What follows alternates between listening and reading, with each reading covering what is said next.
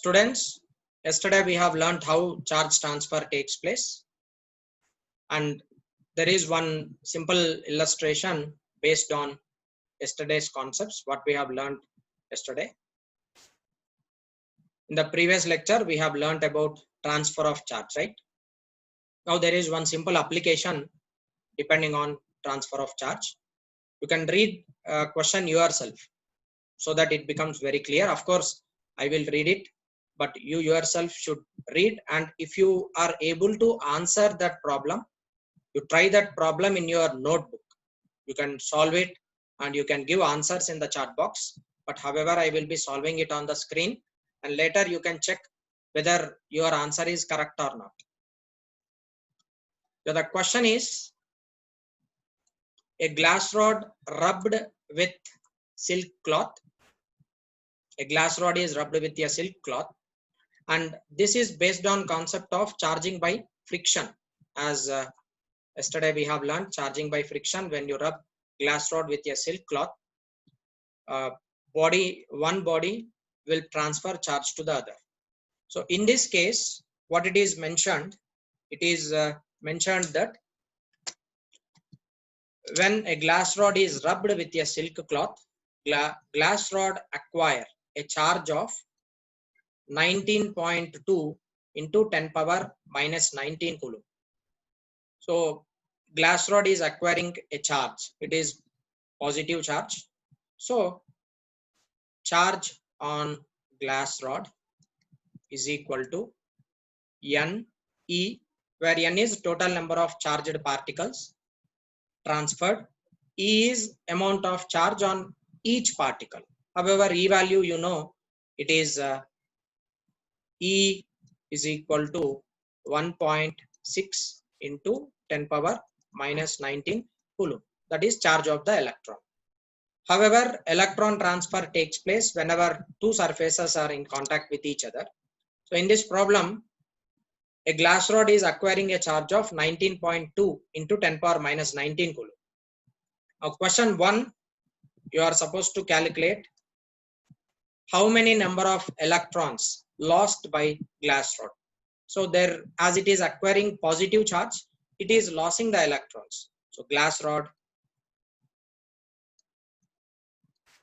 acquire positive charge, right? Glass rod is acquiring positive charge. What does this mean? It is losing electrons.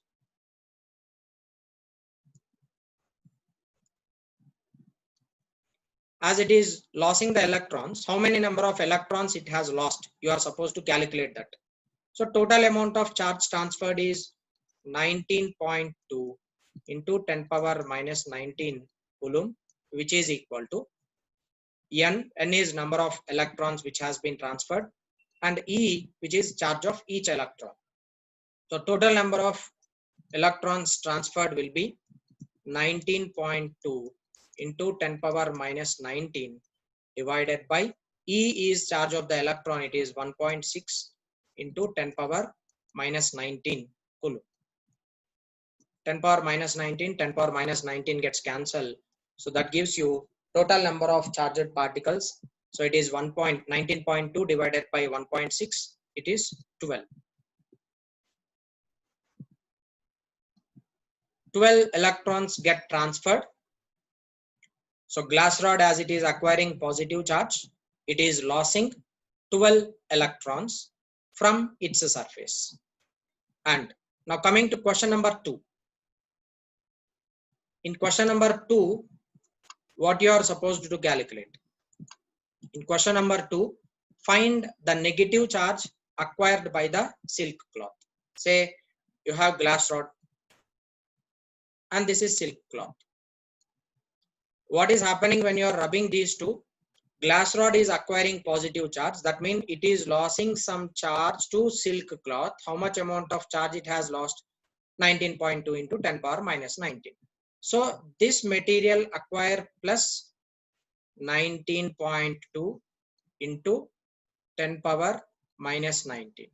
If it is obtaining positive charge, then obviously The other one should acquire negative charge because electrons are accommodated on the silk cloth. Therefore, equal amount of charge it obtained because 12 number of electrons are transferred from glass rod to the silk cloth. Therefore, here charge acquired will be minus 19.2 into 10 power minus 19 coulomb. So negative charge is acquired by the silk cloth and it is equal to whatever positive charge accommodated on the glass rod. Now coming to question number 3. Is there any transfer of mass from glass to silk cloth? Is there any transfer of charge from glass to silk cloth? You are now supposed to calculate. So whenever charge is transferring from glass rod to silk cloth, as you know, mass of electron is equal to, what is mass of the electron? Mass of the electron is 9.1 into 10 power minus 31 kg. That is mass of the electron. So when 12 number of electrons has been transferred from one surface to another, so therefore 12 into mass of the electron, so total amount of mass transferred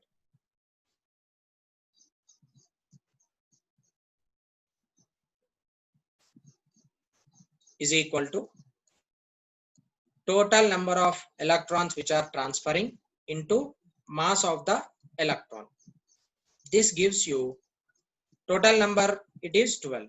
12 number of electrons are transferred and mass of each electron, it is 9.1 into 10 power minus 31 kg. So if you calculate this 12 into 9.1 into 10 power minus 31, if you calculate that, nearly you will be getting 1.08 into 10 power minus 29 kg. This is the final answer where mass has been transferred.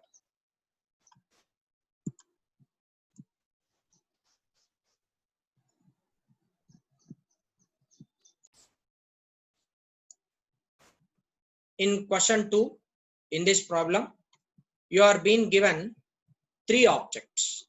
There are 3 objects given here, A, B and C. There are 3 identical materials and these 3 are identical. Identical mean all the 3 materials has same properties. All the 3 materials have same amount of volume and they are made up of same material.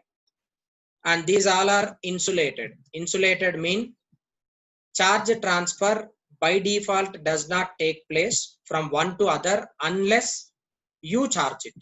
Unless you charge it, there is no transfer of charge in these 3 conductors. So it is insulated from ground and they are identical, and these are spherical conductors. Spherical conductors in the sense they are sphere. All the 3 are spheres. So you have 3 surfaces. One, this is isolated. Let me take this as A. And the other one, it is B. And the other one, it is C. And these 3 are isolated. Isolated in the sense they cannot transfer charge to the ground initially. So it is mentioned in the problem. Listen carefully once again, as it is lengthy problem. I am not going to explain question once again. So I am explaining question in detail. Slowly I am explaining. So you should not ask me again, sir, explain question. So 3 objects A, B, C, they are identical. All of them are spheres and all of them are conductors. Originally A and B have charges plus 3 millicoulomb. So A has charge on surface A, charge on surface A, it is given A, it has charge of plus 3 millicoulomb. Charge on surface B also has same, it is plus 3 millicoulomb. Charge on A and B, it is same, it is plus 3 millicoulomb. And on C, a charge of minus 6 millicoulomb is present. So upon this surface C, it is charge minus 6 millicoulomb. Now objects A and C are touched and moved apart. Object B and C are touched before they move apart. So understand this question carefully. So what he is giving is objects A and C are touched and moved apart. Objects B and C are touched before they moved apart. So first A and C are in contact with each other, and before they are being separated, B has also now been in contact with C. So objects B and C are touched before they move apart. So in the first question, if objects A and B are now held near each other, they will attract, they will repel, or they have no effect on each other. So that is, these are the questions you are now supposed to answer. So first let me tell you what happens when you are taking two surfaces in contact with each other. So in question number 1, what it is been mentioned, in the first case, objects A and C are touched. So you have A, this is A. How much charge it has? Plus 3 millicoulomb. And C is also being touched. This is a C, and it has charge minus 6 millicoulomb. So objects A and C are touched and moved apart. So first, when you are touching these two, A and C, what would happen? See, as it is positive plus 3 millicoulomb and this is negative, as these two materials are conductors, you will be finally getting a net charge Q, which is equal to plus 3 millicoulomb minus 6 millicoulomb. So therefore, Q net on AC will be equal to minus 3 millicoulomb. So when you are joining A and C, initially, final charge on those two surfaces, it will be minus 3 millicoulomb. This is case 1.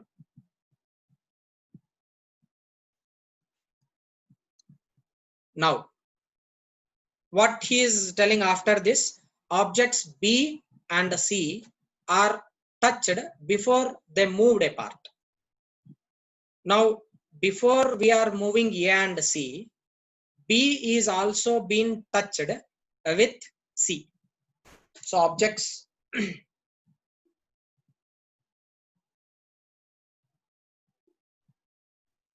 so objects B and C are allowed to be touched.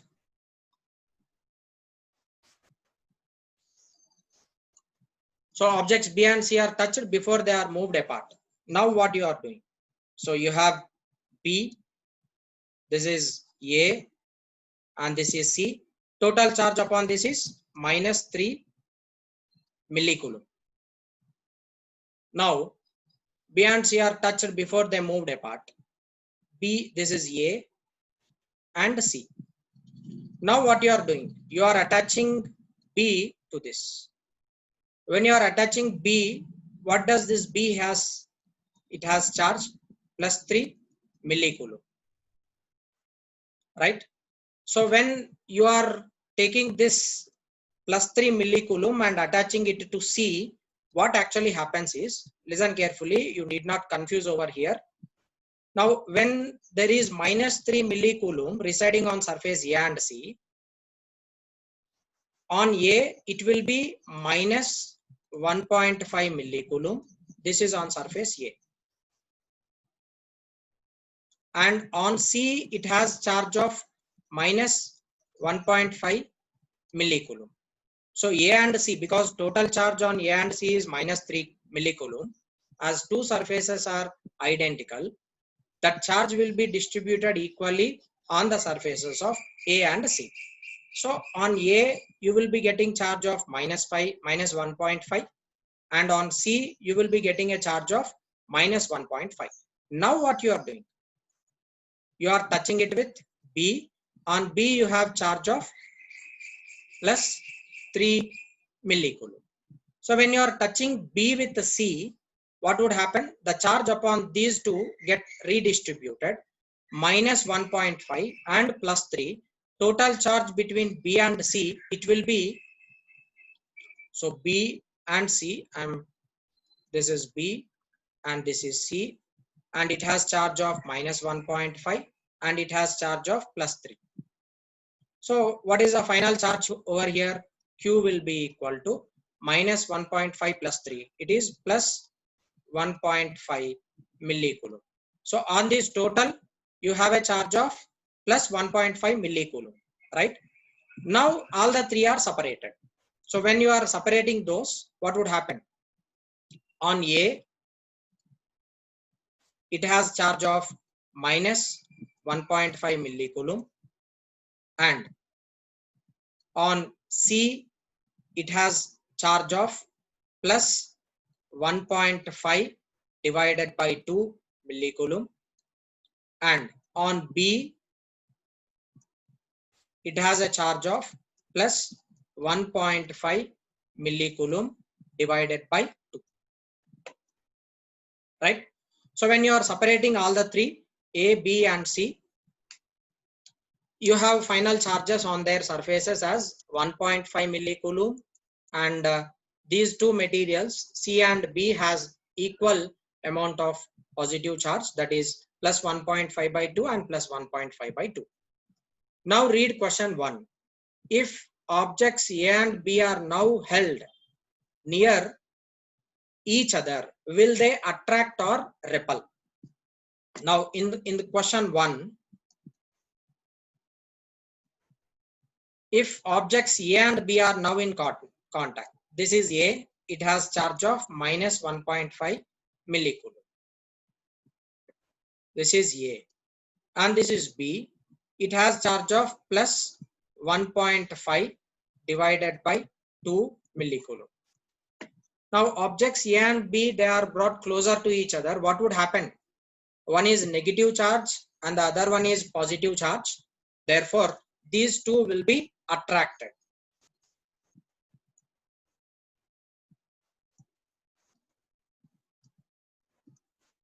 These two materials get attracted towards each other, right? That is question number 1. And coming to next question, in question 2, if instead A and C held near each other, A and B, if instead object A and C are held near each other, they will, so hold on for a second. In question 2, what he is asking? In question 1, objects A and B, both A and B are in contact with each other. If A and B are now held near each other, they will be attracting because one is having positive and the other one is negative. Now in question 2, if objects A and C are held near each other, A and C, if A and C are held near each other, what would happen? See, charges on the surface A and charge on surface C, one is positive and the other one is negative. Therefore, obviously, they also should get attracted with each other.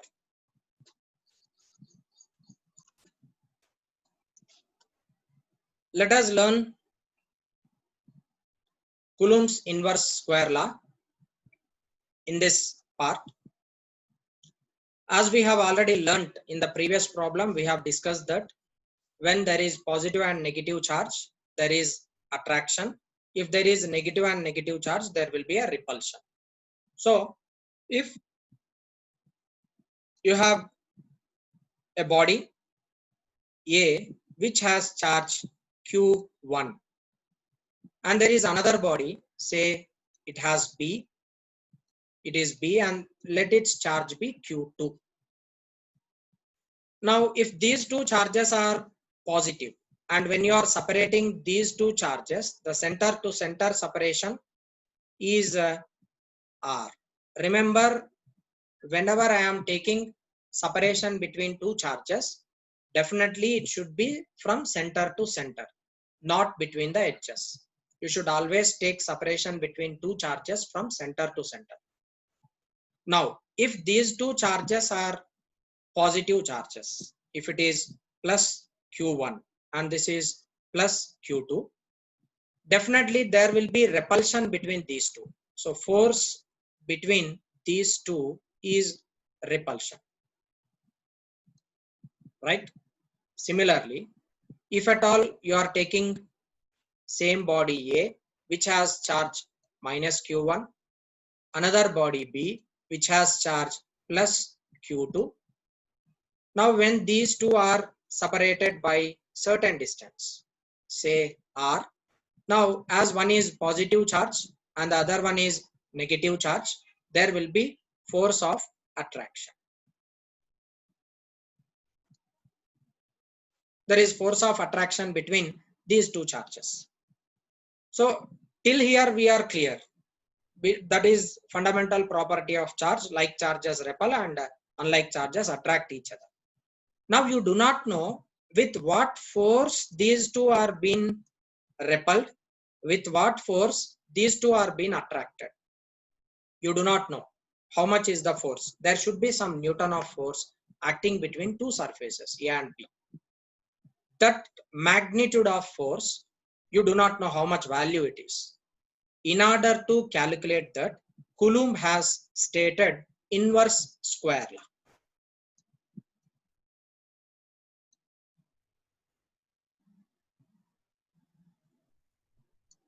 Coulomb have stated inverse square law in order to find out magnitude of force acting between two charges. Now, inverse square law tells that the magnitude of force acting between two charges, it is directly proportional to product of the charges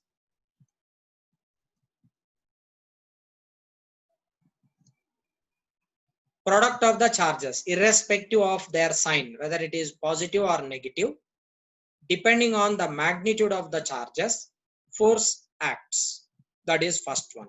And the next thing is the magnitude of force is inversely proportional to square of separation between them.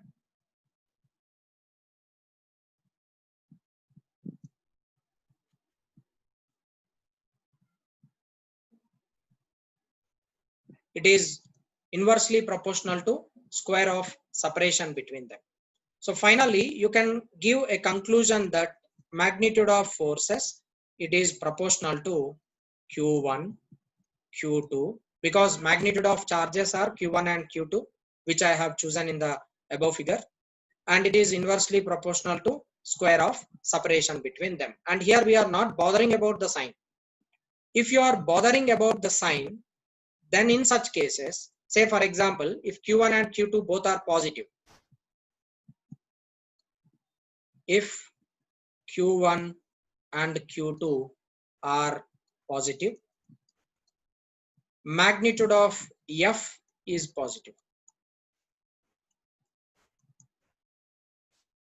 If Q1 Q2 are positive, force between those two charges, it is however positive. So that means you can write simply F is proportional to plus Q1 Q2 by R square. If suppose Q1 is negative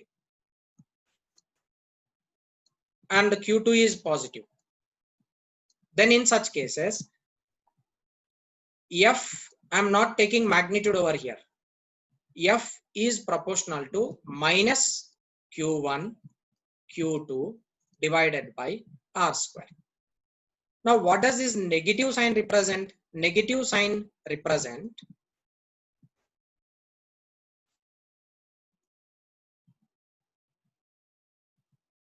force is attractive.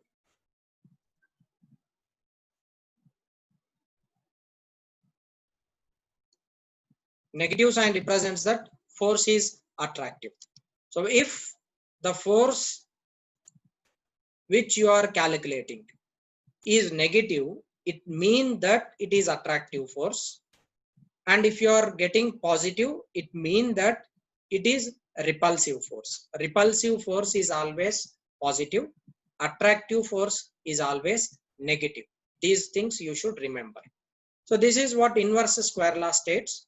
The magnitude of force acting between two charges is directly proportional to product of their charges, and it is just a statement. Coulomb's law states that the force between two charged particles varies directly as the magnitude of product of charges and inversely as the square of distance between them. So if I remove proportionality, you will be getting a constant, and that constant is K. And this K is called as Coulomb's constant, or you can call it as proportionality constant. Generally, this K is obtained as 1 by 4 pi epsilon naught Q1 Q2 divided by R square, where the value of 1 by 4 pi epsilon naught is 8.9875 into 10 power 9 Newton meter square per Coulomb square. So it is mandatory to by heart this value, so that in solving problem this becomes very useful. So it is K, which is proportionality constant. It is nearly 8.9. This 8.9 you can round off to 9. You can take it as 9 into 10 power 9 Newton meter square per Coulomb square. However, the magnitude of force is having unit Newton, charge has unit Coulomb, and the separation between them, it has unit meter. So therefore, force, this K value, K has unit Newton meter square per Coulomb square. That is what Coulomb's inverse square law states.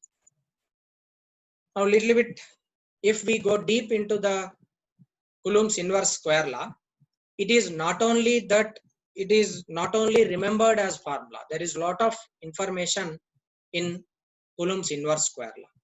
So we will learn them one by one. If suppose point 1, suppose you have charge Q1 and you have charge Q2, center to center separation is R, then the force F is equal to 1 by 4 pi epsilon naught Q1 Q2 divided by R square. Now when you are dealing with, see, both are positive charges. As a result, if these two charges are positive, there is a force of repulsion, and that repulsive force will be always acting outward. So Q1 will push Q2 on the other side. This is force acting on Q2 divided because of Q1. So it is F1, 2. Similarly, what does this Q2 do? Q2 will have a repulsive force on Q1. You can take this as F2, 1. Now these two are opposite, but their magnitudes are equal. So I can simply write F1, 2 is equal to minus of F2, 1. F12 is equal to minus F21. Magnitudes are equal, but their direction is opposite to each other.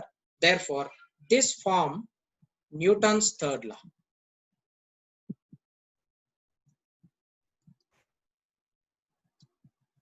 So according to Newton's third law, action is equal to minus reaction, right? So in order to obey Newton's third law, there should be two bodies. force on one and force between two bodies and on two bodies. So here we have two bodies, Q1 and Q2. Q1 is acting force on Q2. Q2 is acting force on Q1. Therefore, this forms Newton's third law. So it is valid statement. And coming to the next one, if suppose these two are attractive, like if one is positive and the other one is negative, then in such cases, what would happen? Say we have charge Q1 and we have charge minus Q2. Because one is positive and the other one is negative, there will be a attractive force. Now, the direction of Q1 on Q2 will get reversed. So here you can write it as the force on Q1, which is this is F21 and this is minus F12. As it is attractive force, the magnitude will be remained same. Magnitude is remained same because both are separated by same distance r. Magnitude of F12 is equal to magnitude of F21, but they are attractive.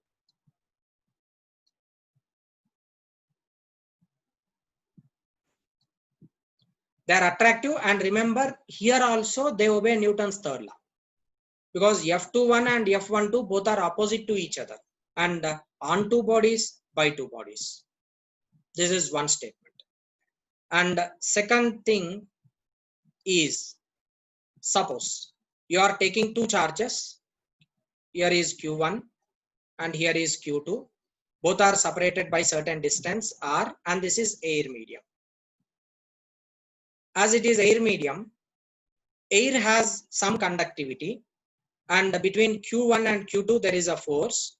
I can simply write as magnitude of this force is equal to 1 by 4 pi epsilon naught Q1 Q2 divided by r square, where epsilon naught is called as permittivity.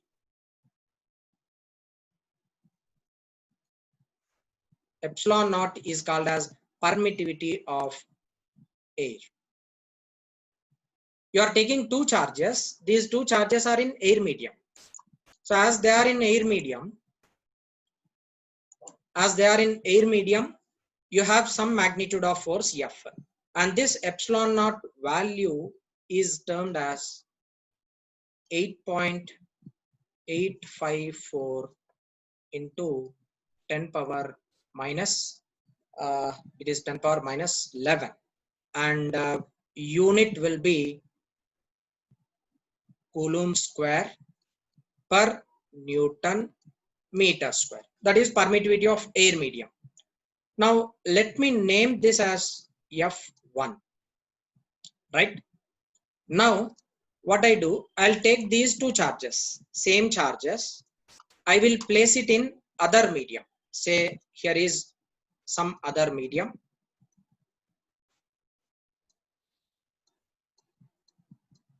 Say this is water.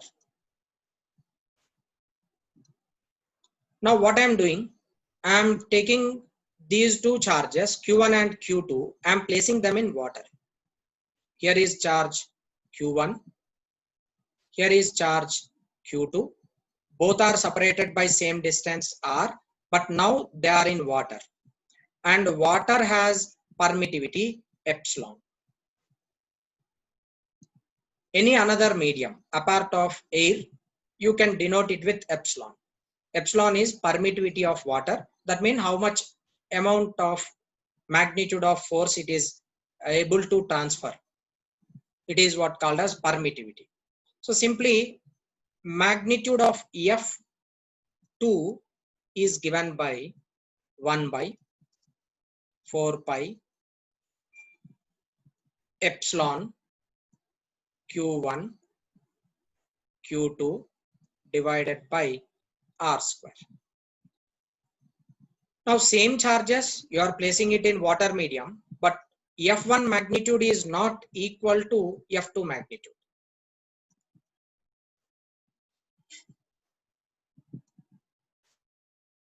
F1 magnitude is not equal to F2 because epsilon naught is not equal to epsilon. Epsilon naught is not equal to epsilon. That is the reason why F1 magnitude is not equal to F2. Now, if you take ratio of these two, what do you get? Simply you can write it as F2 divided by F1 is equal to 1 by 4 pi epsilon Q1 Q2 by R square divided by 1 by 4 pi epsilon naught Q1 Q2 by R square. Q1 Q2 by R square gets cancelled. 1 by 4 pi gets cancelled. Finally, it is left with epsilon naught divided by epsilon. So I can simply write F1 divided by F2 is equal to epsilon divided by epsilon naught, which is equal to epsilon R, called as relative permittivity.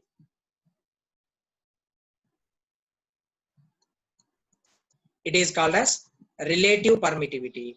Relative permittivity can be calculated by simply taking ratio of permittivities of two media. So here we are finding relative permittivity of water and air. That is epsilon, it is in water, epsilon naught, it is in air. Therefore, magnitude of force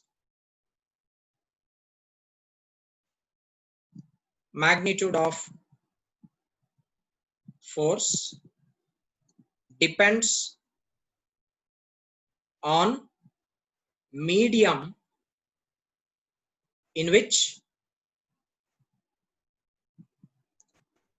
charges are present.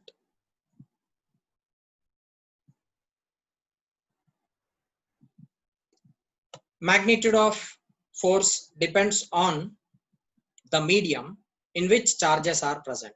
This is point 3. And as we have already learned that whenever we are dealing with Coulomb forces, there can be attractive force or there can be repulsive force. Depending upon the sign of charges, it can be either positive or negative. Now let us take one more important thing. For example, you have charge Q1 here and it is positive. Let us take another charge Q2 and this is also positive. Let us take another charge and this is negative minus Q3. Right? Now there will be force between these three charges, Q1 and Q2. There is a repulsive force, and Q2 and in between Q3 there will be a attractive force, and between Q1 and Q3 there will be attractive force. Say I name it as F12, I name it as F23, and I name it as F13. Right?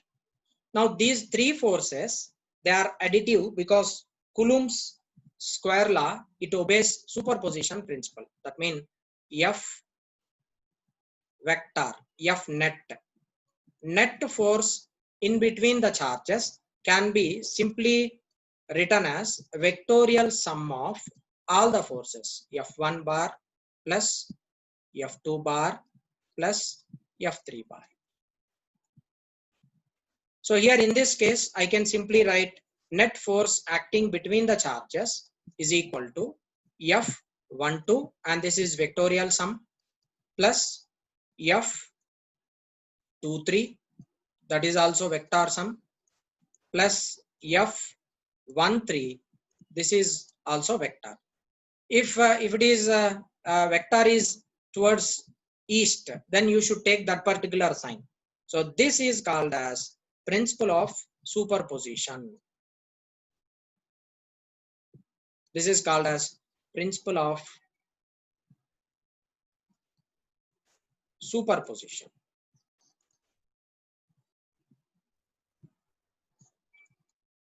Principle of superposition states that the total amount of net force acting between the charges, that is equal to vector sum of all the forces acting between the charges.